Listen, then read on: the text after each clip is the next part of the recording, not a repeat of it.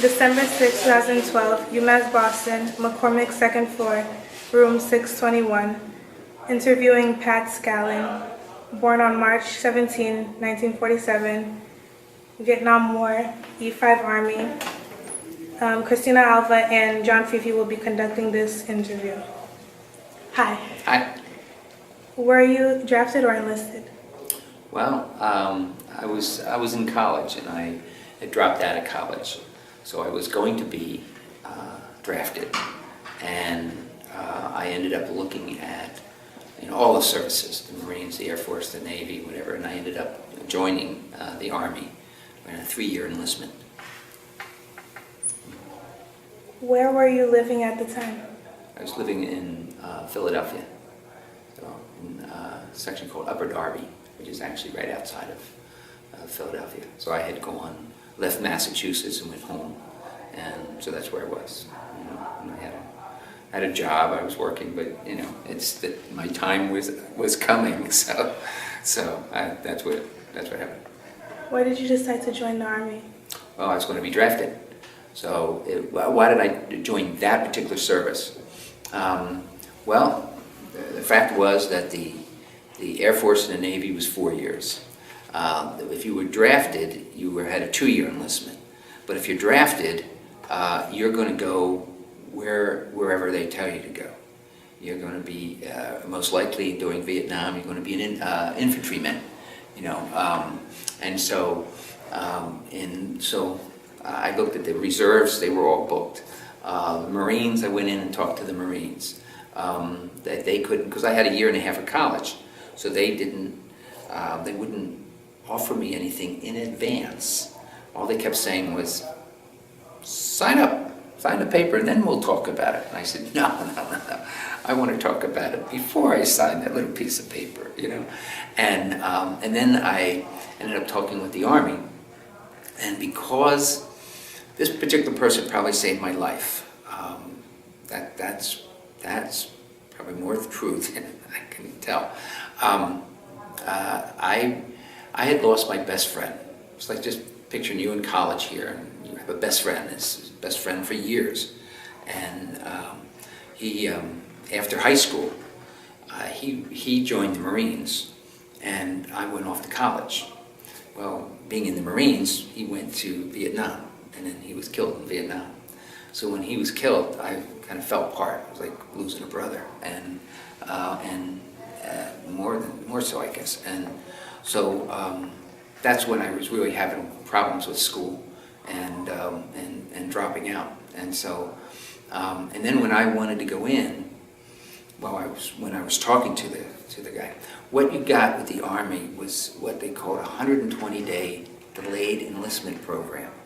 So you'd sign up, and you didn't have to go for 120 days. Well, when you sign up, you think 120 days, that's like forever. It's not forever. So, but you also got a guarantee to go to the school that you were qualified for, right? So I signed up to be a medic. You had 3 choices, and my second choice was to be a field medic. Now, my thinking at the time, just as a young man, was that maybe I could get to someone else's buddy, someone else's best friend faster than they got to mine. Maybe I could help that way. And so that's what that's what I left. And he said, for a third choice, and he wrote something down for the third choice. Unbeknownst to me, I go home. It was like a week, probably 2 weeks later, I get a call. He said, your guarantee is in. So I go in to get my guarantee, and they give you this little piece of paper. It's like a little diploma, kind of fancy thing, and it has the school that you're guaranteed to go to. It said intelligence analyst. I looked at it and I said, what's this? And he said, well, let me put it this way. He didn't just say, well, he was a combat Vietnam veteran himself. And he started to give me the facts of life in no uncertain terms, and telling me what it would be like if I was a medic, right? And he said, you know what the life expectancy is of a medic in combat? And I said, no. He said, 0.2 seconds. He He said, because if there's a battle going on, somebody gets hit, who are they going to call for? The medic, you know. And so you're a moving target. And he said, military intelligence. He said, you can still go into Vietnam. He said, but you're going to be in the elite of the service. He said, you're going to be, your headquarters, United States Army Intelligence, was in Baltimore. I lived in Philly. That's about a 2-hour trip. He said, so you're going to be in Baltimore. You'll be able to come home. When you go to Vietnam, when you come back from Vietnam, that's probably where you're going to be. You can come home again, you know, whatever. You're going to be close. You know, you're not going to be out on the West Coast or Fort Huachuca, Arizona, or something like that. So that's why I went. And I said, all right, what the hell? That's what I'll do. So that's how I got into military intelligence. Now, they did a background investigation on me as well. I guess they spent a little bit of money to do it. And they gave me a top secret clearance. So I had a top secret clearance. You know, most of the guys got, and in fact, most of the guys going through intelligence school with me got secret clearances. Why they gave me a top secret, I don't know, but they did. And because of that, I think that helped save my life as well. So, go ahead. Do you recall your first day of service? Oh, yeah. Can you elaborate on that? Yeah, there's a place in Philadelphia, 100 North Broad Street. It's on Broad Street, and that's the induction center. So the first day was going down and being inducted, and that's when you raise your right hand and you take your oath. I do solemnly swear to uphold the Constitution of the United States against all enemies, foreign and domestic. And then, bingo, you're in. From there, you got on a train, and the train went right to North Carolina, which was Fort Bragg, North Carolina. And that was my first day, was getting on that train, headed for North Carolina. Yeah. And then the first day of basic training was as soon as we got off that train, it all started. So basic training goes for 8 weeks, and that's where I was, you know. So so that was my first day. Can you tell me about? I can remember my last day too. Really? Yeah, okay. Can you tell me about your training experiences? Yeah, in basic training, it's you know, you learn how to. Basic training is more about discipline, following orders, and getting in shape. Thank you. And getting you know, the proper nutrition. Having a lot of lack of sleep is, you know, but it's all what they are trying to do in basic training is break everybody down, you know, to a common denominator, and train you in such a way that you're going to follow orders. You know, you're going to. Is that recorded? Yeah. So you're, you know, so it was very physical. You know, a lot of running, a lot of training, and a lot of physical training, bivouacs, learning hand-to-hand combat, learning how to shoot a weapon, how to take that weapon apart, going through different exercises, and that would simulate, you know, if you were in a combat situation, a lot of running, a lot of films and presentations on different aspects of the Army. Basic training lasts for 8 weeks, and by the time you start to the time you end, you're in pretty good shape. Everybody's in pretty good shape. If you're not, if you haven't gotten in shape, then you're destined to maybe do it again.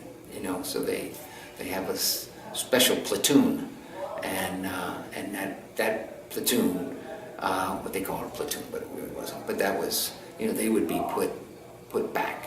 I won't tell you the name of the platoon, but it was, you know, it was just for guys who couldn't make it. So those are the kinds of things that you learn in basic training, you know. So which war did you serve in?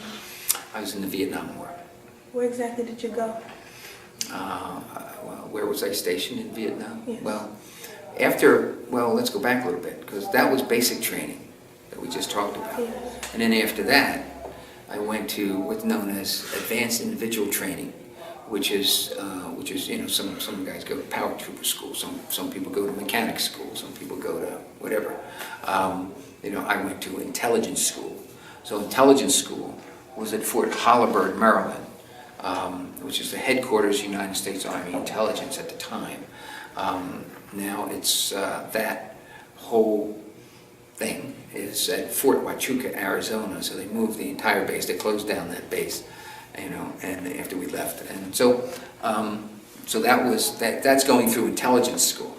So there you learn everything about military intelligence. How to read maps and how to organize intelligence data and how to do surveillance and how to do this and how to do that, and all related to military intelligence. And you really get a little bit, like your map reading, you get a little bit of map reading, enough to know, you kind of know what you're doing, but really you really learn that stuff when you're in the field, but you have enough to get by, to get started, that kind of thing. So that's, an intelligence analyst is, you analyze, data, information. In Vietnam, and we did a lot of different things in Vietnam. I was supposed to be on a PSYOPs team, like psychological operations, right? And that was, in Vietnam you had all these villages and whatever, that was going into the villages, might be dropping leaflets, but trying to win hearts and minds, as they said, in Vietnam. You also, wherever you had commands, the people who were doing intelligence as to where is the enemy, and trying to figure that out. So wherever you had local commands, you had somebody who was in intelligence that was a key person in that unit, identifying where the enemy was and how to approach that situation. So with me, I was supposed to be on a PSYOPs team with the AmeriCal division, which was up north in I Corps, just like with the Marines, below the Marines. They were in July, Vietnam. They were seeing a lot of heat. They saw a lot of action, and that's where I was headed. I was supposed to be on one of those PSYOPs teams. I've since learned that in the AmeriCal division, in the year that I was there in 1969 for the whole year, February 1969 to February of 70. And they had 8 intel guys that were just like me in the whole division, AmeriCal division. Of those 8, 6 were killed and the other 2 were seriously wounded. So if I had continued to proceed to that, I would have been one of the dead or one of the seriously wounded. But when I got to Long Binh is where you came in, you landed in Vietnam from Oakland. So I went from Philadelphia, to 25 days, 30-day leave. I went from Philadelphia to California, to Oakland. Got my jungle fatigues and whatever, and then we got on a plane, which was Tiger Airlines, and we flew first to Alaska, and then never got off the plane, and then all the way to Vietnam. So we get off the plane in Vietnam at Long Binh, Benoit Long Binh, and I was called aside, and they told me that my orders had been changed. Okay, they said you're going to Saigon. Okay, at the time, who knew? I mean, Saigon, July, Benoit, whatever. It doesn't matter. You didn't know. It's no difference between going north or going south. It didn't matter because I didn't know. But where I was sent, and this was because I had that top secret clearance. Because at some point along the way, somebody had left a position in Saigon, and they looked at who's coming in. Is a guy with a top secret. He goes to MACV headquarters. MACV, Military Assistance Command. Everything's done in acronyms. Military Assistance Command, Vietnam. For the first 3 months, I was in what was known as SICV, Combined Intelligence Center, Vietnam, CICV. In that area, the physical area, you had Tan Son Nhut Air Base, right, which was a major air base in Saigon. Then across this way, you had MACV headquarters, right? MACV headquarters. You come south of MACV headquarters, and almost at the mouth of the opening of the main gate of Tan Son Nhut, across the street, sitting in the back was SICV, Combined Intelligence Center, Vietnam. Yeah. Next to that, you had the Joint General Command. This is where people would get the generals would get together and they'd kibbutz. And across the street from that, you had the USO, and then you had 3rd Field Hospital. This was, in the middle here, was a big oval area where you had a lot of traffic. A lot of Vietnamese vehicles, army vehicles, whatever the case may be. So I was at SICV, which was it was a windowless building sitting in the back, all protected by machine guns and whatever, and so we did our work in the back in the windowless building. I was in and what I did in Vietnam was bomb damage assessment for B-52 strikes. And B-52 is a stratofortress. They are gigantic bombers, 8-engine bombers. Each plane would carry 102 bombs, a combination of 500 and 750 pound bombs. Wow. Each strike would consist of 2 waves. One wave would consist of 3 planes, and then 15 minutes later, the next wave of 3 planes would go over the same target box. A target box was a half a mile long and a quarter mile wide. And so the bombing would start at one end of that box and end at the other end. And so we had strikes going every day, anywhere from 10 to 25 strikes, depending on what was happening. 25 would be exceptional, but somewhere between 15, 18 strikes a day was not unusual. The total amount of ordnance that we used in that time was, and you can find this online because someone from the Boston Globe had asked me, and they said, was interviewing me about something else, but got real interested in this, and he said, well, how many bombs is that? And I said, I don't know. I said, I always thought about it in the number of strikes, not the number of individual bombs, and I started to calculate that. And then I thought, oh, that's too much. And I kept lowering the number, and then I got to a point, I said, no, it is up there. And in fact, it was up there. The number of bombs just in country, that's just South Vietnam, that were dropped in the year 1969, that when I was there, was 3.5 million bombs. Wow. Every day we planned strikes for Laos, and so that would be another 250,000. So it was almost 4 million bombs. And I was in a group it was Targets Division, right? Targets Division. We did all the intelligence work, all the prep work. We planned. We didn't fly the planes, but we told the planes where to go. And and so we were responsible for massive destruction and a massive loss of life. So our team of about 40, and I've got a picture of us, all at MACV headquarters. I was in SICV for 3 months, and then they had intelligence too, so their intelligence was pretty good. But we got reports that the planes would take off, and okay, keep going. Yeah, keep on. You turn it up. Okay. Continue. Yeah. So we get reports that I did bomb damage assessment. I was the only one that had a top secret clearance. I was the only one. There was only 3 of us in the section. I was the only one who'd gone to intelligence school.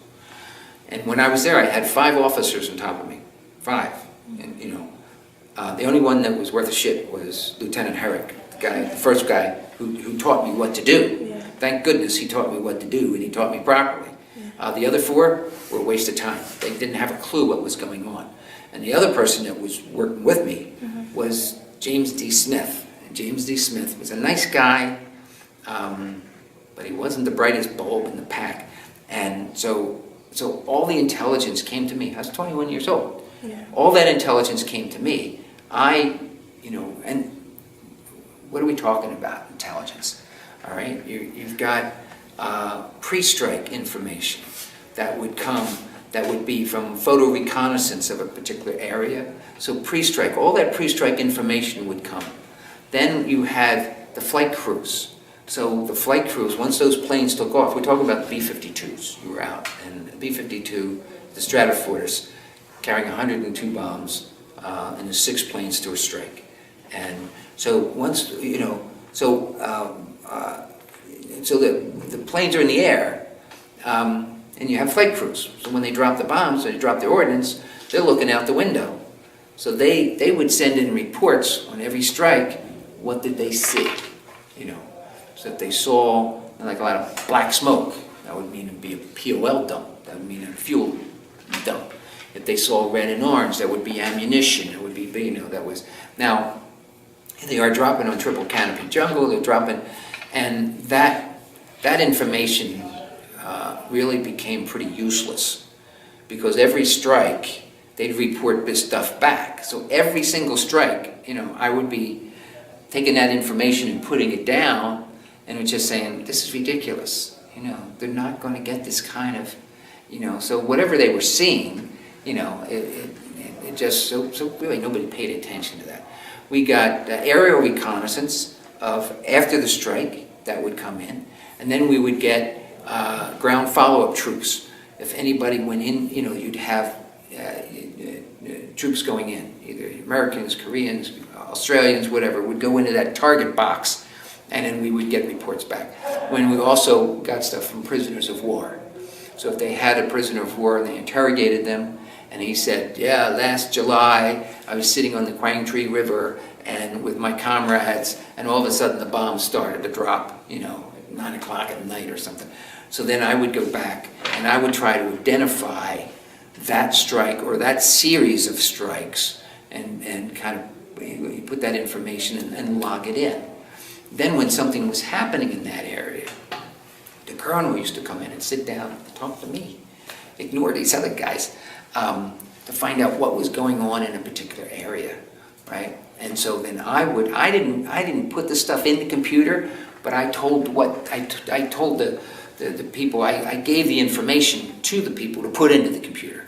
And then I would query the computer and say, okay, I need information on the last 3 months in this, you know, this grid, this coordinate. You have coordinates that, you know, and numbers that give you geographical area. So I put in the coordinates, and then we'd get all this information back. And based on that information, that would go to the general. Now, General Abrams, I was at the very few see the war from the vantage point that I saw the war. Mm-hmm. I was in the upper echelon of military command. I mean, real upper echelon of military. I saw stars every day. And I'm not saying because somebody hit me in the head. I saw military stars, generals, every day. And at the end of my hall, about 10 doors down, from General Abrams. General Abrams was the commanding general in Vietnam. He took over after Westmoreland. So I used to see him like once a week, you know, walk in the halls, and, you know, whatever the case may be. So that's what I saw. That's where I was. You know, I didn't see a foxhole, you know, but I saw a lot of generals, you know, and I saw the planning of the war from that vantage point, you know, so, which pretty unique. Very few people saw what I saw, you know, participated at that level. So what else you got? I understand earlier you said you were drafted. No, I was going to be drafted. Oh, okay. But I joined up. So a draftee is a 2-year enlistment, and and what I did was but like I said, if you get drafted, you're going to be a rifleman. Yeah. You know, so I looked at all the services, and I ended up going in the Army to get that guarantee. You know, so that I would go to some school and get some training. You know, so that's why I enlisted. It was a 3-year enlistment, 3-year commitment on my part. Okay. Yeah. How was it adapting to military life? Well, Army life? I don't know. I mean, some people had a hard time with it. I looked at it like it was football camp. You know, I mean, it was just, people would yell at you, you know. It just goes in one ear and out the other, you know. You just, but you did what you were supposed to do, you know, and you know, you played the game. And what you were doing was learning how to play the game, you know. And if you didn't learn how to play the game, then something happened to you. You know, I remember there was a guy who in basic training, and the CEO, who was a captain, came around. And I think there was a major there too, and they were reviewing the troops in basic training. And the guy came. He was standing next to me, and the officer came up and said something about, you know, how do you like this Army, soldier? He looked at him and said, I hate this fucking Army. And the guy, what? And he said, what'd you say, soldier? He said, I hate this fucking Army. And so this guy disappeared. I don't know what happened to him, but I think, you know, they may have put him in one of those funny platoons, but he wasn't around. Because that would demoralize the troops, you know. And I mean, and I just said it. I mean, he was passionate when he said it. So they may have said, maybe this guy isn't fit for the Army. Maybe we should get him out of here.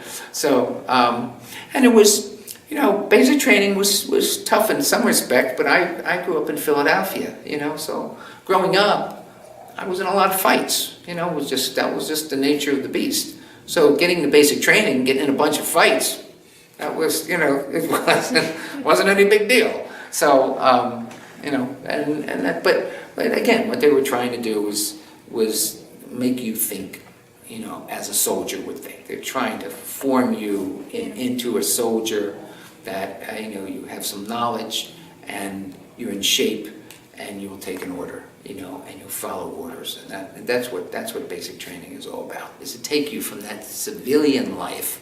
And the first thing they do is they cut your hair. You mohawk, go on, boy. But that's what would happen, is that, you know, and they get everybody, and everybody's wearing green. You know, you can't have your leather jacket. You can't, you know, nobody looks different. Everybody looks the same. And so they try to get everybody into that common denominator, you know, as a soldier. Now, as you go up in rank and whatever, then your hair grows, and after basic training. But they're just trying to get everybody on the same page in basic training. So you taking over? Yeah. Okay. How did you stay in touch with your family? You know, you didn't have the ways that you do today. You know, I have a nephew who was in Special Forces. He was in Iraq and he was in Afghanistan. You know, and he had a little pad. He could send emails home, and you know, and he could do Skype and all kinds of stuff. You know, so we didn't have that. You know, the only way when I was in basic training, you know, I would call, and I had the coolest car, man. I'm telling you, it was a 1963 Chevy Super Sport Impala. Wow. Look it up. That's a classic car, right? Midnight blue, black, blue interior, leather seats, you know, 327, you know, this thing could hum.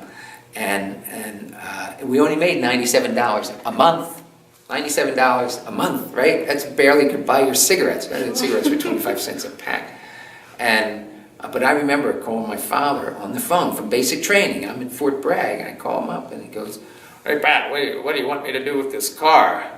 I said, "I don't know." I said, you know, $97 a month. I said, "I'm not going to be able to make the payments," you know. And he said, "Okay, so I guess I'll sell it." And I said, "All right." What I didn't know at the time was if he had called the bank, if you were in service, they would have frozen your payment. I'd have that car today. So, but I would. I was a great car, man. So, what we were asking? Getting used to the civilian life. I mean, getting used to Army life, and that's, that was part of it, is giving up your, what you had in the past, right? So, but you had another question. I'm sorry, I got lost. I'm thinking about my Chevy. Do you still have it? What? Do you still have it? No. If I hadn't, I would still have it if my father hadn't sold it. But he sold it because I didn't have enough money to pay the payments. So. Did you feel pressure or stress? What, in there? In basic training? Yeah. Or in the Army? No, I just went with the flow. I always make friends. So I had friends in basic training, like I said, and we had, so it was just, I was just doing a routine. It wasn't, basic training wasn't, like I said, I looked at it like football camp or going, something. It wasn't, and then you have to put yourself, your head has to be someplace else. I mean, they can yell at you and whatever. And you just have to, pretend like you're paying attention, and just staying out of trouble. When they tell you to polish those shoes for the next time, right? You can go, all right, so they turn around a little bit. All right, I'll polish them again. So, whatever. Your buckle is not shined, soldier. You know what you'd like to say. Yes, Sergeant, I'll polish up my buckle. So you just play the game, and that's what everybody was doing. Was playing the game. Now, when I went to when I went to intelligence school, man, I paid a little more attention. I was like going to college. Because I needed. Now we're getting serious. Because now I'm going to be using this stuff, and and it's going to be out there, and there's going to be people out there trying to kill you. So I better learn what the hell is going on. So I paid attention, and but not all the time. I mean, we had a bunch of crazy guys, and and so we partied all the time too. But I took serious what I was doing, and at the time. That's the time. That all changed, but at the time I did. So. Was there something special you had or did for good luck? That's an interesting question. I didn't, but my father, we're Catholic. My father gave me a little medal. I think it had a cross, but it had like the Blessed Mother on one side. But he had worn that in his service in the Second World War. He wore that, and so he gave that to me to wear, and as a good luck piece, and that was the only thing that I had. When I was in Vietnam, remember I told you about the colonel? He used to come in. It was about 6 months into my tour. Now I'm at MACV headquarters. After 3 months, they moved us to MACV, which is Military Assistance Command in Vietnam, and our country targets. So my little section that did intelligence, bomb damage assessment, was actually in a room twice as big as this room, with a safe in a corner. That was where they planned the strikes for Laos and Cambodia. That took place there. The in-country targets was across the hall. So that was there. So I'm sitting there one day, and I had started to. I continued to do my job, but I started to turn against the war politically, mentally, because of what we were doing. We were killing so many people, and but I did my job every day. But the colonel came in one day, and he was asking me questions. He was sitting there. He used to sit right there, and what's going on here? And he saw, you have dog tags, right? So you have this chain around your neck. Well, I had a couple chains around my neck, and and he reached up, and I found this thing in Saigon, but anyway, he reached over and he grabbed hold of my chains because he saw there was more than one, and he pulled them up, right? And when he pulled that one up, my dog tags came out, and then a big peace medallion came out, and I also had on that little thing that my father gave me, but I had a big, thick peace medallion, right? And he flipped when he saw that. He said, "Take that off. That's not government issue." And he was always a nice guy. And all of a sudden, got under his skin on that one. So I take the peace thing off, right? And I put it on my desk. I still have my dog tags, and we go on and we just talk, and he leaves. And it was like the next week, I guess, he came in again. He didn't come in every day, but he came in again for something else. And he sits down, and I've got the beads on again. I got the thing on, right? And I saw him take a look, and then he sat back, and he just continued talking, because he knew what it was, and he wasn't going to have me pull it up again, right? So he just let me alone. He knew I was wearing it, and, so that was the end of that. So anyway, we're getting off track. I'm not following what you're saying at all. So what was the question? Next question. Do you recall any... Did we answer the other one? Yeah, we did. Okay. He did. Do you recall any particularly humorous or unusual event?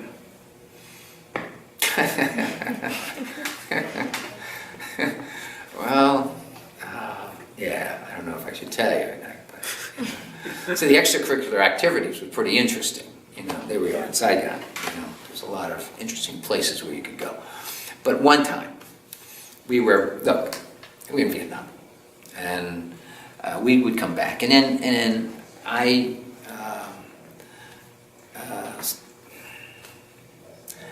you had two options at night. You could go over to the Hooch, which is a bar, right? And every once in a while we'd have a band come in, a Filipino band. You could come in and sit there and get drunk, or whatever you want to do. Or you could leave the base and go down and sit on the Saigon River and get stoned. Those were your two choices, right? So there's a whole group of us that we used to go down by the Saigon River, and that's where our stash was, And so because we were killing a lot of people, right? And so during the day, I was straight as an arrow. I did my job. They wanted to give me a Bronze Star at the end. And I told them to keep their Bronze Star. You want to give me a Bronze Star because we killed all these people? I don't want the Bronze Star, But at night, I was self-medicating, And really, it was either drink alcohol or get blown away. So I would get blown away. I might go have a beer. But man, I was famous for walking around with a grape soda. I had grapes. I drank so much grape soda. One night, the guy came up to me. I had sunglasses on, and a guy who I knew from he came up and he goes. He was talking about something, but he was in a hooch. So where we were, our little compound was the 525th and compound. It was a little compound, little kind of place. It used to be a pig farm, and so where we slept was in a hooch with a building. This went on for a long ways. It's like 100 of us in there, but that's where the pigs used to be, right? So we had all these racks, We were right on the Saigon River. The rats in the Saigon River was big as little dogs. I ain't shitting. And at nighttime, we all had mosquito nets, right? And they would T-bars, and then you had this net over, and you had to tuck them in, because those little buggers, if they found one little hole, one teeny-weeny hole, they'd get in your net. So you had to make sure that your net was tucked in, and or they would get in. But every once in a while, there would be one of those rats would come in, and somebody would say, "Rat, rat!" And so guys would grab their T-bars, right, and we'd be playing like hockey with them, running behind after the rats. They'd be running around and hit them in the ass, and pop them up, and they, run, and somebody else would pop them up over there, and everybody be running around. It was like you revert down to 5th grade. I'm telling you, this is what happens in the service. You do the goofiest stuff. One of the things was the water for our shower, right, came right out of the river, right, and it was black, it was brown, it was dirty, and it was cold, believe it or not. Here we are in Vietnam. So you'd go in to the shower room, and it was just a pipe. It didn't have the little nozzles, and you'd stand under that, and you'd take a shower, and you'd soap up, and you'd feel grungy afterwards. So when the monsoons came, right, monsoon, you have no idea what a monsoon is like. Think of the heaviest rainstorm you've ever seen in your life, and in triplet, right? And it just all comes down, you know, and it's really rained really hard. And when that would happen, oh, this was a tin roof, right, where we slept. But when I'm telling you, you're sleeping, it was the best sleep I ever had in my life. Because plus I was stoned, but besides that. But, you know, there would be, all this rain would be hitting the pitter-patter on the tin roof, right? And that noise was just, yeah, it was great. We just, you know, you'd sleep like a baby, you know, and really, I mean, it was, but when the monsoons came, what we would do is, because the monsoons would hit the thing, we'd all run outside, right? And there would be, the rain would be running off the roof, and we'd stand under, especially where the roofs came together, and you get a whole bunch coming down, you'd stand under there, and then you get a clean shower, you know, so that was cool. But one night, yeah, that's the funny story. One night, we're on the compound. See, we always used to leave the compound to go down to the river to get stoned. And we're stopping again? Yeah. Okay. I know I really did. All right, continue. Okay. So we used to leave and go down to the compound. Now that was a dangerous place down there. You know, believe it or not. I mean, you're sitting there, and the Navy guys used to come by every once in a while. Not often, but half a dozen times while we were there. One time they came by, they were skiing, right? You know, they got this craft in there. You know, one of the Navy guys is, you know, so we will give each other the finger as they go by. But one time a round came in, a rocket came in, and right where we were had been a dock, right? So the water was deep. And we're sitting there, and there was a couple new guys there, FNGs we called them, right? FNGs. That guy, he's an FNG. FNGs you wanted to stay away from, because, especially out in the field, because they didn't know what they were doing. They could get you killed. FNG stood for fucking new guys. You could say funny new guys, but whatever the case may be. But that was, you know, that was the FNG. So there was a couple of FNGs with us, and we were getting stoned. And then this round came in, right? And went into the water, right? And we were sitting there. Right? We watched the splash. We go, what was that? And, oh, I mean, look. I won't make you guys admit if you do or don't, but I can tell you that this stuff in Vietnam, when you were done, you had to really be careful getting back, because you had to plant each foot to get back. I mean, that's how stoned you were. And so we're all standing there, we're all sitting there, and this round comes in, and we see the splash, right? We see the thing go in, but what it did was it went down 30 feet before it went off. And then it went off, and we're looking at the water, and then, boom! This stuff, it was like, have you ever, as a little kid, sitting at the beach and a big wave comes and that's what it was. It was, whoa, boom! And this big geyser comes up out of the river, and we're just looking at it, and it just comes over us like a wave, and we're lying there, and I start laughing, right? I'm going, oh man, that was cool. And then we look around, and the new guys, the FNGs, it scared the shit out of them. They were low crawling. You know what low crawling is? You're on your belly, and you go. And we look back at them. They're getting out of there as fast as they could. Some of those guys never came back. They didn't want to have anything to do with it. But one time we were down there, and you know, and you never hear the one that gets you, you know, and I heard a crack across the river. So somebody got us in their sights, and we heard a crack. I could hear it. No, I didn't hear it. Well, I did hear it, but not at that point. First thing I heard, and I felt it, was the round going by my head. I mean, it was so close. I could feel it going by, right? And then I heard the crack across the river, and then we knew that we were in somebody's sight, and we took cover. But the funny story we were going to talk about, right? We're kind of on this theme here. This was on the compound, right? Now you had, when second lieutenant, those lieutenants that stood right out of officer training school, and and this guy was brand new in Vietnam, right? We'd been there for like 9 months, right? And anyway, we shouldn't have been doing it, but we were smoking a joint behind a bunker on the compound, right? And we walked out of there, and I've got a joint in my hand, and I shouldn't have been doing it, but and then this guy jumps out from behind another bunker, and he goes, "Gotcha! Gotcha!" And I'm like, wow, whoa, relax, man. So then I take a hit, and he goes, "You're smoking marijuana." I went, I put it down on the ground, and I kind of stepped. I said, "What?" He said, "You're smoking marijuana." I said, "Come on." And then we walked around him, and he was standing like going, "What do I do now?" Because this thing was ground into the dirt, you know? Like, please don't hassle us, man. So anyway, so that was, you know, and I mean, there was a lot of interesting stuff that took place, you know, and we used to get in, they had these things called sickelos in Saigon. A sickelo, have you ever been in a Ferris wheel? Yeah. Your Ferris wheel. Yeah. And you get in that little seat, and they have a little bar. Mm-hmm. The sickelos, picture this, is like getting in that little seat, right? But it's on the front of a motorcycle.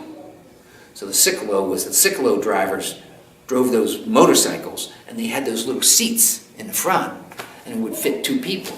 So we'd be going, that was another thing we used to do. We used to go into Saigon. We had a little house in Saigon. By the way. We had a little hooch. So we rented from Mama Son back in the neighborhood. I'm getting into stories I shouldn't be getting into here.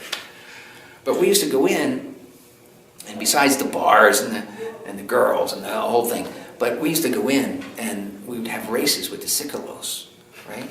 And we'd get the sickelo driver, and we get in the front seat, right? We're the bumper. My God, if the thing ever crashed, you know, we're smack. But we'd say, you know, we'd get stoned and have races. Let's go. We'd go, come on, man, faster. Number one. If they're going slow, you say number 10. When they went fast, it was number 1. So anyway, so those are, you know, those are the kinds of things we would do for our pastime. So, you know. Do you recall the day your service ended? Yeah, we're back on that theme, pal. So, yeah, my service ended on April 21st, 1971. And I got out, they gave us out 3 months early. They didn't want us on the compound. There was 25 of us. They didn't want us on Fort Holabird. We had apartments outside. 25 of us, we were Vietnam vets, and we were a wreck. And they didn't know what to do with us. We had top secret clearances, whatever. And we had to put in our time because we had 3 years, so I still had 1.5 years to go. And so, but we didn't, our hair was long, the uniforms were ragged, we didn't polish our boots, you know. They didn't know what to do with us. And what are they going to do, send us to Vietnam? Come on.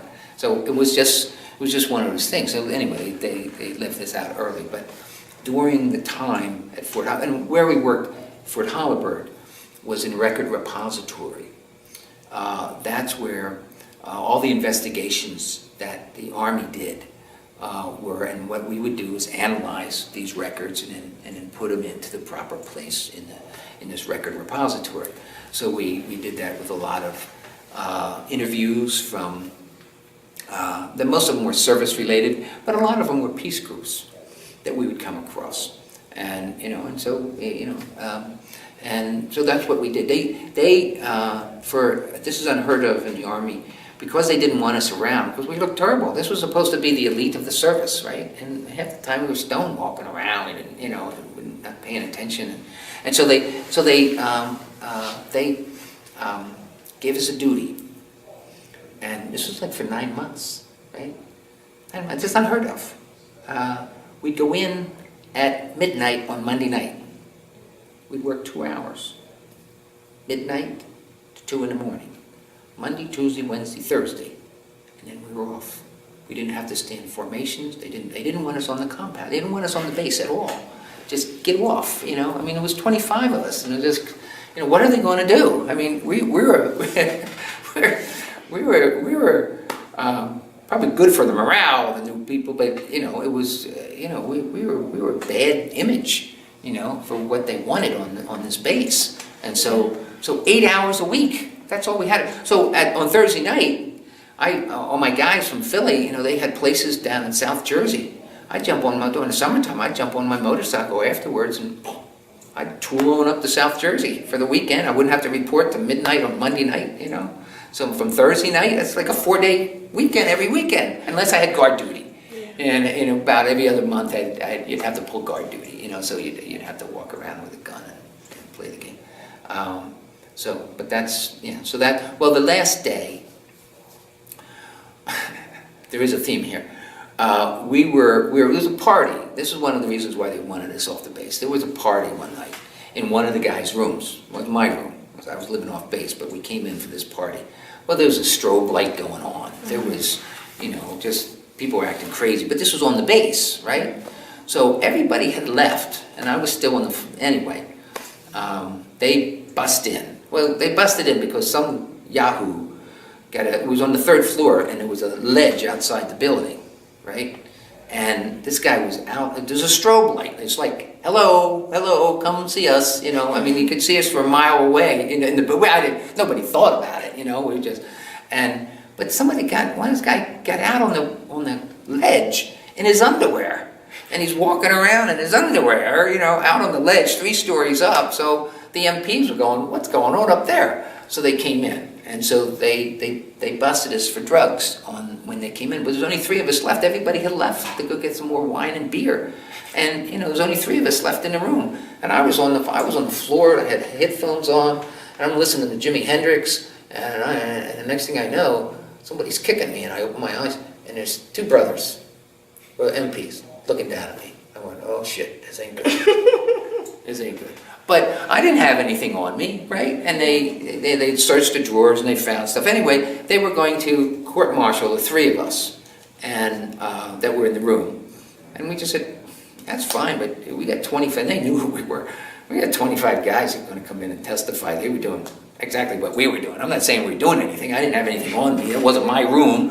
What you found was in the drawer. So they dropped all the charges, right? So to go back to the question. My last day. So I used to smoke. I smoked 3 packs a day. And when I wasn't smoking that, I was smoking something else.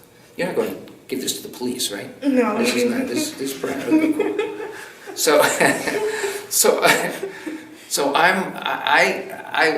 the day I planned it, I was going to stop smoking. I smoked since, like 5th grade or something like that. But I was going to stop smoking the day I get out of service. And I planned that for a long time, right? So I used to smoke Cools at that time. I started with Luckies and Camels and Winston and Marlboro, and ended up I was smoking Cools. 5th grade, smoking Camels. Give me a break. So I ran out of cigarettes. So I went over to the PX, right? And that's where you buy stuff. And I got a pack of Cools.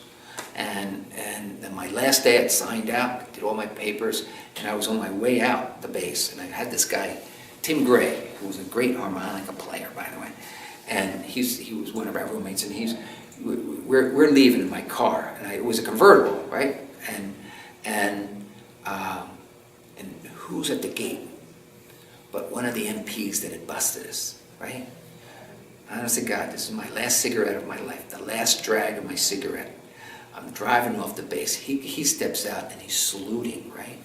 And I take the last drag. I said, Tim, that's one of the MPs that busted us. He said, no shit, yeah. So we pull up. He steps out. And I take my last drag of my cigarette, right? He's saluting. And as I pull out, I take my cigarette and poof, throw it at him. It hits his helmet. Ashes go all over the place. He's going. He didn't know what hit him. And then I hit Holabird Avenue, and we going down Holabird Avenue. And Tim is looking at me going, what did you just do? And then I take my cigarette, the pack, and I throw it up in the air. I'm stopping cigarettes, stop smoking. Mm-hmm. And he goes, what'd you just do? I said, I'm stopping smoking cigarettes. He said, that was a full pack. I said, yeah, I know. Stop the car. So he ran back and got the cigarettes, and that's cool. So, I haven't smoked since. I gave up those cigarettes that day, and of course I told the guys I was living with, I said, if you see me go for a cigarette, you have my permission to knock me out. Oh, really? I can do that? Yeah. you have a permission to knock me out if you see me go, don't let me have a cigarette. Okay, okay. So, but anyway, but I didn't, I never smoked since. Smartest thing I ever did in my life. And just for the camera, you know, when I get out of the Army, I did come back. I continued to smoke and whatever until I started back at school, which is at Merrimack College. And then I stopped everything. So I haven't smoked, I haven't done anything, any recreational chemicals since that time. You know, so just for the record. So, okay. That's good. Did you work or go back to school? I went back to school. I looked at, you know, I had the GI Bill, and I thought about going to another school because I didn't do real good the first time, you know, because I wasn't ready for school. I was too young and immature, but I went back to Merrimack College, and then it's amazing with a little maturity with the, you know, I'm thinking I'm the same person. How come I'm getting all A's now? You know, and that's because I was interested. I changed out of business and I went into sociology and psychology, you know, and I took a lot of economic courses too. And so this is the stuff that really interested me. And yeah, I was getting all A's. I would have been valedictorian, I think, if I had, you know, you know, I think I had like a 3.8 average of what, from the time I came back, you know. But all those C's and D's didn't help me much I had in the beginning. So I ended up with a degree, and then I also went back to school 7 years after that, and so my degree is in sociology. I almost have a double degree in psychology. Then I have another degree from Boston University in nursing, so I'm also a registered nurse. And I remember, let's go back to the beginning. Remember when I signed up? And I thought that maybe I could get to somebody else's buddy faster than they got to mine. Remember, and I signed up to be a medic. I really think, now that I'm through all this, that going back to school to become a nurse had something to do with that. That was something that I had to kind of work through. You know, a lot of guys hold a lot of stuff in. But I did that. You know, and then I worked at the VA hospital in Bedford. I was charge nurse in an end-stage Alzheimer's unit. All my patients were dying. So I did that for about 3 years. You know, but it was very cathartic for me. It was, you know, a lot of guys hold stuff in and they have PTSD and they have a lot of problems. Well, I had a lot of friends. We still had 1.5 years to go when we came back. So, you know, a lot of the guys who were enlistees 2 years, they got out they got out in Oakland, right? They came back in. And they had a little debrief, and then they were on the streets, right? And that was it. Where I had 1.5 years that we lived together, you know, so we debriefed each other that way. But then doing that, becoming a nurse, and doing, you know, there's a direct connection to that and me wanting to be a medic, and I believe that, and it helped me, you know. So I kind of think I'm normal. You know, I don't think I carry much baggage, you know, but as a lot of that, I am carrying baggage. My baggage is that I never saw a person that I killed, but I know that we killed a lot. We killed a lot, and a lot of them, 3.5 million bombs, actually 4 million bombs. A lot of them were innocent civilians, you know. Today referred to as collateral damage, you know, and so, but we called it the automated battlefield. That's what it was. Now you have the drones. Now the guys running the drones are 3,000 miles away. At least we're in the same country, you know. But so that was my problem, and that was my problem towards the end. I did my job during the day. I was very good. They wanted to decorate me. I turned that decoration down, you know. But And I was, because I did a good job, because our guys in the field depended on what we did, and I wasn't screwing around, and I was straight every day, and I did my job, and I did it as best as I possibly could, you know. But it was at night, it was when I was self-medicating, because I knew at the same time what the hell we were doing, you know. And with this amount of firepower, you know, we probably killed more of the enemy than the Marine divisions up on the DMZ, because we had such firepower all the time, and it was targeted firepower for the most part. I mean, we were looking for where the enemy was, and if there's battles going on, we were looking, and so, but that's life, so that's what I am. So, what was your question again? You answered it. Yeah, you did. Do you attend reunions? It's interesting that you say that. I keep in touch. Remember I said there was 3 of us who were busted in that room that night? Yeah. One of them, Norm Garber, Norm graduated first in intelligence school. He was first in our class, so he took this stuff pretty seriously. 3 months after getting out, Norm drove his car off a cliff in California and killed himself. So I got buddies who have committed suicide. I have another one who jumped off a bridge into oncoming traffic in California. And who knows who else? Those are just the ones that I know about. What was the question again? Where were we going with this one? Do you attend reunions? Oh, for the reunions. Okay. Okay, go. We are. Just the other night, was it last week? The guys that I lived with in Baltimore, right? There was 6 of us in that apartment. One of the guys who was with us is mentally ill and in some kind of institution. We can't get a hold of him because of purple laws, which I'd love to, but I can't. And Tim Gray, the harmonica player, we've just lost track of. So the other 3 guys and myself got together for dinner in Marlborough about 2 weeks ago.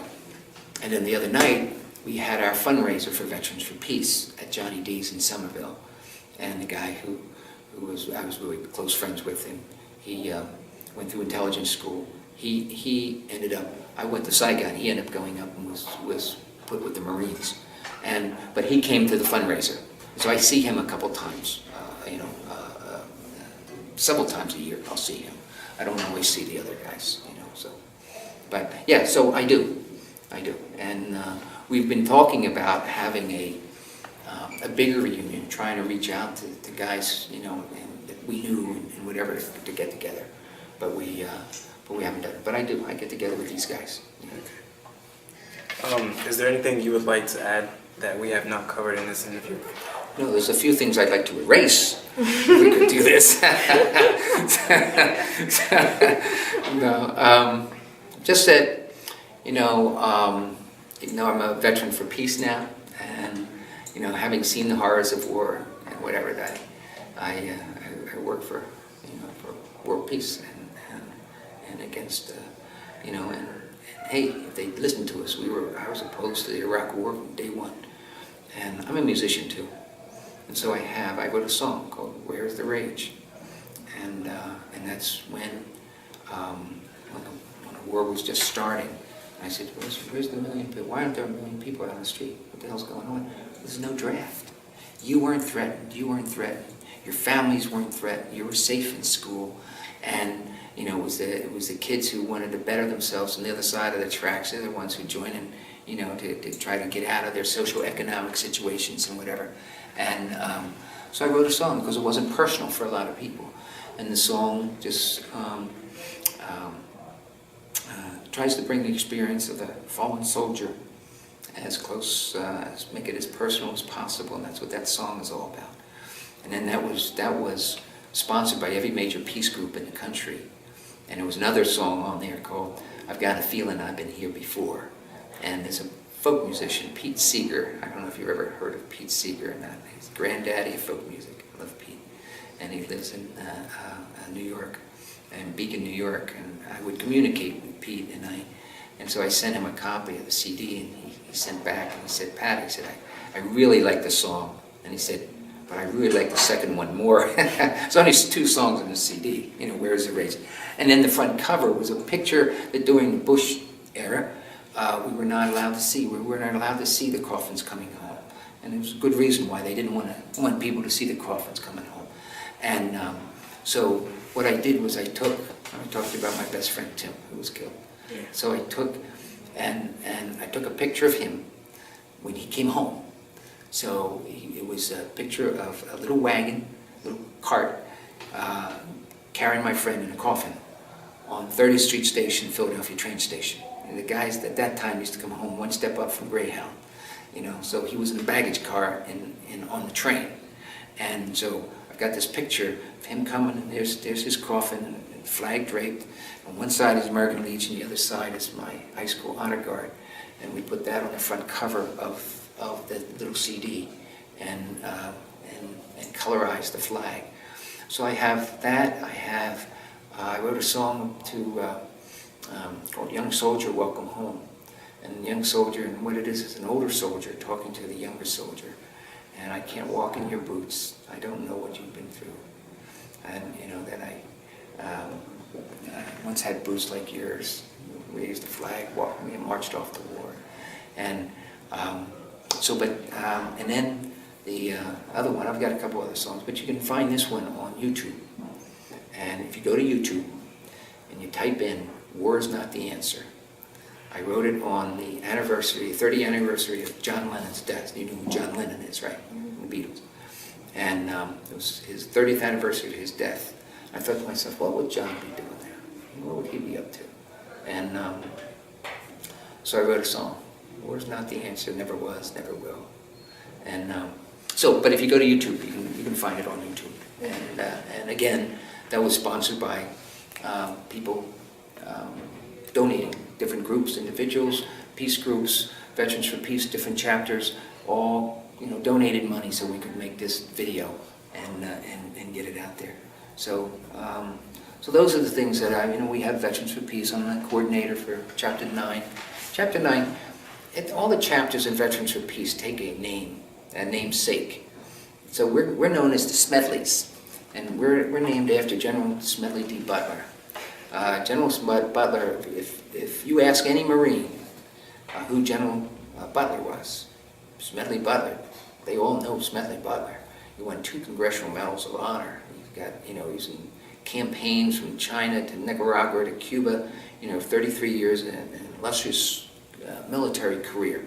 But when he got out, he realized what he'd been up to and considered himself a gangster for capitalism. And he wrote a book called War is a Racket. Few profit, the many pay. And you get that, and there's a new book out about him, on Simon & Schuster, called Devil Dog, the man who saved America. He also prevented a coup from happening in the 30s. There was a coup, and Prescott Bush was part of this group of industrialists and capitalists that were planning a coup here in the United States, and they figured Smedley Butler was as popular as Michael Jordan, and in his time as Michael Jordan is today. Everybody knew who Smedley Butler was. He was a hero's hero. And so this group got him to, and they figured if we get Smedley Butler, we'll get the military with us. And so Smedley went along and found out what it was, and then exposed the whole coup and the whole thing, and hearings in Congress and the whole thing. So, and prevented a coup from happening. So we are the proud descendants of Smedley Butler. And that's what we're at. So that's who we are. We're the Smedley Butler Brigade, and we're 200 strong here in Boston. And we do a lot of stuff. We're involved in a lot of things. So the guys who I'm with are many of them are highly decorated. One of our guys has 2 silver stars, 3 bronze stars, 3 Purple Hearts. 23 confirmed kills in Vietnam, and he did 2 tours in Vietnam. In the second tour, he was a medic, so he's got a drawer full of other medals too. And but now he's so I saw it from 25,000 feet. Well, actually I didn't, but he saw it very personal. He was in some hand-to-hand combat and that kind of stuff, and so he's. But those are the guys that I'm with. A lot of my guys are suffering from PTSD. I've got a couple of guys who are suicidal. Some of the younger vets. So we keep a good eye on them, and so we support each other, and that's So that's our chapter, and we're doing a lot of stuff. And one of the things we do, let's now just tell you a little bit. We help with Iraqi refugees when they come in. There's a lot of refugees coming in, and they're only here because of the war. And so we help them get situated. We try to get furniture. We try to get clothes for them. And here we are coming into winter. The new ones, and there's a lot of them who just come in. They don't have a clue. Don't have a clue what winter is like. And so we're going to be getting coats and gloves and blankets and stuff for these families. But one family came in, and you find this on YouTube too. And this guy was Ahmed was a journalist, and he wrote an article about Saddam Hussein torturing prisoners, right? And he was set upon by 6 guys. They thought they killed him. He spent 2 months in the hospital recuperating, then got his family to Uzbekistan. And from Uzbekistan, they migrated to Lowell. They never know where they could have ended up in Detroit, but it's always poor areas where they end up. And Lynn has a whole bunch of them. Malden and different areas have more and more, coming in. And so what does he do? He's here for 6 months, and he starts a little restaurant, right, called Babylon in Market Street in Lowell. Great. And then he's hired. He's employing other Iraqis, which is great, which is just what you want. You want them to have jobs, and so they can get going. They only given a little bit of money by the government for a very limited period of time, so they got to get in. They got a language problem. They got all kinds of things. So anyway, he's got this restaurant running for 6 months, and some yahoo at 3 o'clock in the morning throws a 20-pound rock through the window, front window, right where it says Middle Eastern Iraqi food, right through the window. And that rock went in about 20 feet. So this was one big sucker who was pretty angry, who threw that rock, scared the bejesus out of them. As if they hadn't been terrorized enough in Iraq. Now they're being terrorized in the United States. And the mother was wailing and crying and saying, she wanted to stop close the restaurants because Americans hate them. And I go in the next day. This was on a Friday, and Layla is the daughter who is running the restaurant, and you could just see it in her face how petrified she was, And then the father came in, and he too. And I said, this isn't acceptable here or any place else in America, And they were petrified. I said, you need to know that you have friends. You need to know you have friends here in America. That we don't accept this. They have off on Monday, right? So I just picked a day. I said Tuesday. I said, we're coming on Tuesday. I said, the vets are coming. We're going to be here, and we're going to fill this restaurant. You're going to know that you have friends here in America. And so we filled the restaurant 2.5 times over on that Tuesday night. And during the night, and then Layla, before that, the day before, the 2 days before that, I was stopping in every day up until that time, and she said that her mother started to cry again. And I said, why is your mom crying now? And her name is Valeria. And why is your mom crying now? She's crying for joy that the veterans are coming. And so we did come. We had Second World War vets, Korean vets, Vietnam vets, Iraq vets, Afghanistan vets. We filled that restaurant 2.5 times over. And at the end of the night, Ahmed came up and he said, Pa, that's what I'm Pat. They go, Pa, I know now, Pa, that we have friends in America. I want to thank you, Pa, for doing what you did. And so, but if you go on YouTube, and if you type in Babylon Restaurant, Lowell, Veterans, Eat-In, that's what we called it, our Eat-In. And there was a reporter, it was in the Lowell Sun and whatever, in the newspaper, but there was a reporter, and when we're in Boston, we're used to people coming up with little cameras from all the different film schools. And, so somebody did that night, came up with a little camera, a young woman came up with a little camera. Why are you here tonight? So I just said, but then she took other footage and then she edited it and then she put it up on the web. Over 300,000 hits on that, what you're going to see when you look at it.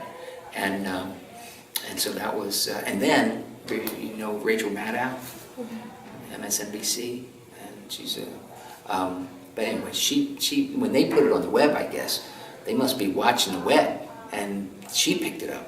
So it was on. At the end of her show, she has the best. It's called The Best Thing in America, and they put this whole segment together on the whole thing, and she does such a nice build up to the story, and she built it up about what had happened and what had happened to him in the restaurant, and she said, enters the United States in military, enters the veterans, and this is what the veterans did. This is why we're so proud of our veterans, because coming and standing up for these people.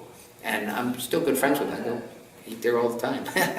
So, but that's some of the stuff that we do, So we're out there, and we did a Memorial Day. We do a thing on Christopher Columbus Park, and for us, it's really Memorial Day. It's not the guns and the drums and the bands and the flyovers and the really militaristic stuff. It's a very special day for me and a lot of our guys and women, and what we do is, make a long story short, we have a little program. We set up our canopy, and then we have a table full of carnations, and we will call out the names of the fallen for Iraq and Afghanistan, and each individual name, and we ring a bell, say presente, and somebody comes up and takes a flower and drops it into the harbor. So when we're done, the harbor is full of all these carnations. Well, about 4 years ago, we invited the Iraqis to join us. And I went up in different families and asking them to join us. And they've been through a lot, boy. Some of the stories they've told me. But Noel came up to me, and I was asking her and her father and her husband and her kids, and if they would, like to come and participate in this, because we're going to show respect and we're going to honor their loss. And she said, Pop, how many people in your family? How many total? How many people in your family? 6. 6? Uncles, aunts, how many? Yeah, that's there's a lot. Yeah. How many? Take a step. Probably 15. 15? Yeah. What about you? We're on the same 15. About 15? Yeah. The mole says to me, "Pa," that's going back to Pa. I can give you a list, Pa, of 25 names. I said, Noel. I said, are these friends and neighbors that you knew in Baghdad? No, Pa. My family. Her family. She lost 25 family members. And so we read their names. We read names. We had an Iraqi. Her daughter was reading the names, and then people lined up. And a lot of Iraqis were there and dropped.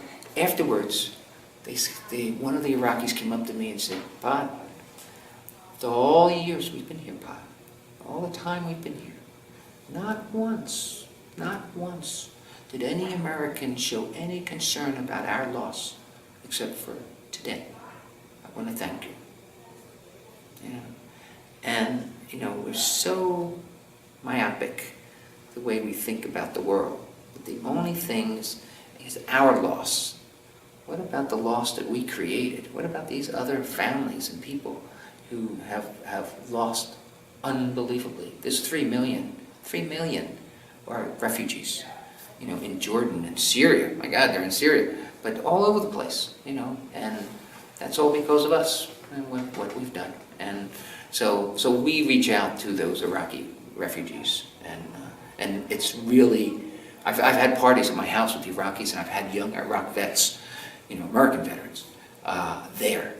Boy, is that so, to see them as human beings in that kind of a setting, as opposed to because when you're in that kind of situation, everybody's a combatant. Vietnam, you didn't trust anybody. The guy polishing your boots, the mama san who's cleaning your clothes, nobody did you trust. And the same thing over there, everybody's a potential enemy. But for them to see, Iraqis, refugees, on a human basis, is really cathartic for the young vets. So that's some of the stuff we do.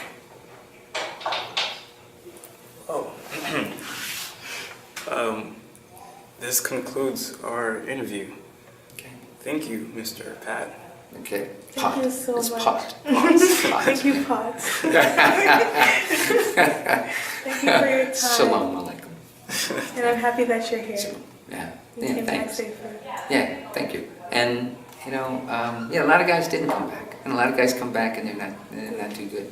I was in the VA. I told you I worked at the VA, as a nurse, and but not long ago. Last year I'm a yoga instructor, so I was teaching yoga to vets at the VA, right? And I was walking through the VA hospital, and there was a vet going along and in a wheelchair, and I said, "Where you going?" He said, "They got to go outside to smoke." I said, "I'll help you. I'll take you down." So I take this guy down, and he's my era, right? And he's legless, and we go down, and there's this little thing. It's like a bus stop or something, but doors, and you go in, and everybody's smoking, and it's full of smoke, and it had, all those guys in that room were permanent residents of the VA hospital. Before the service, they all had lives, they all had families, they all had neighborhoods they grew up in, but here they are, all together, and I just, I sat there and I talked to them for a little while, but then I thought, Jesus, but for the grace of God, there I go, why am I the lucky one, and that's, a lot of guys have, especially guys who've been in combat, and have seen, other guys die, they say, why me? Why was I picked out? Why was I picked out? And when I got the long bin and sent to Saigon, right? When I would have been one of the 6 been killed or the 2 wounded. Anyway, go ahead. Is this, Yeah. we done? Yeah. Okay. This Cool. is finished. Well,